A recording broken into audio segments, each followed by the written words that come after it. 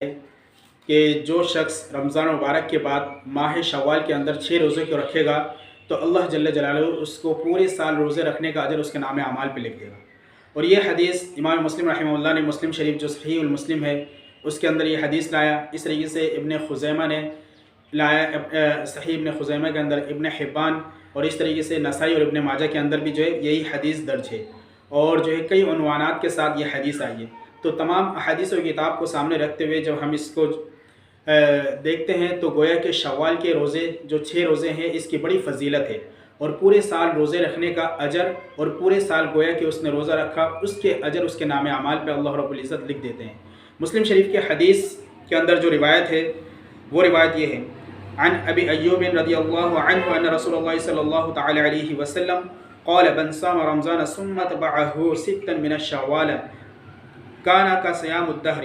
او کما قال علیہ الصلوۃ والسلام۔ امام مسلم رحمہ اللہ 1164 حدیث نمبر ہے کہ اللہ کے رسول فرماتے ہیں کہ جس نے رمضان مبارک کے بعد شوال کے 6 روزے کو رکھا گویا کہ اس نے پورے سال روزہ رکھنے کا برابر ہے، یعنی کہ پورے سال روزے رکھنے کا جو اجر ہے اللہ جل جلالہ اس اجر کو اس کے نام اعمال پہ لکھ دیتے ہیں۔ دوسری حدیث حضرت ثوبان رضی اللہ تعالیٰ عنہ سے ہے، اور یہ حدیث جو ہے امام نسائی نے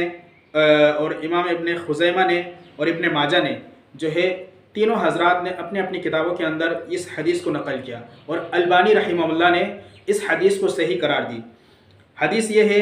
کہ عن ثوبان رضی اللہ عنہ ان رسول اللہ صلی اللہ تعالی علیہ وسلم جعل اللہ الحسنة بعشر امثالها فشهر بعشرة اشہر وستة ایام بعد الفطر تمام السنہ، کہ جس نے اللہ کے رسول فرماتے ہیں کہ اللہ رب العزت ایک نیکی کا بدلہ 10 سے بڑھا کے دیتے ہیں۔ جس نے ماہ رمضان کے 30 روزے کو رکھا تو 30 کو 10 سے ضرب دیں گے تو جو ہے 300 ہو گئے، پھر شوال کے 6 روزے کو 10 سے ضرب دیں گے تو 60 ہو گئے، تو گویا کہ اس نے پورے سال 360 دن روزے رکھنے کا جو اجر ہے اللہ جل جلالہ ماہ رمضان کے روزہ رکھنے 30 روزہ اور اس کے بعد شوال کے 6 روزہ رکھنے سے اللہ جل جلالہ اس کے نام اعمال پہ پورے سال روزہ رکھنے کا جو اجر ہے وہ لکھ دیتے ہیں۔ اور یہ حدیث جو ہے صحیح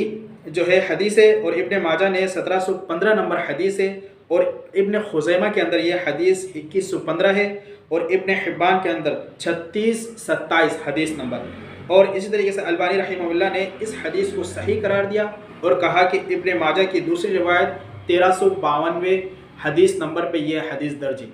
فلہٰذا ان تمام احادیثوں کو سامنے رکھتے ہوئے ہم دیکھتے ہیں کہ شوال کے 6 روزے کی جو ہے بڑی اہمیت اور فضیلت اور بڑی ہی بابرکت یہ جو ہے روزے ہیں کہ جس کے 6 روزے کو رکھ لینے سے اللہ جل جلالہ پورے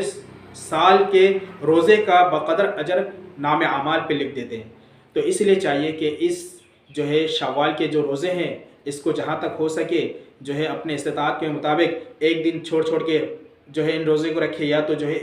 2 دن 4 دن کو بیچ میں وقفہ کر کے اس روزے کو اگر رکھ سکتے ہیں تو بہت ہی نور علی نور ہے، اور اگر نہیں رکھ سکتے تو اس پہ کوئی گناہ، کوئی جو ہے اس پہ زجر و تنبیہ نہیں ہے۔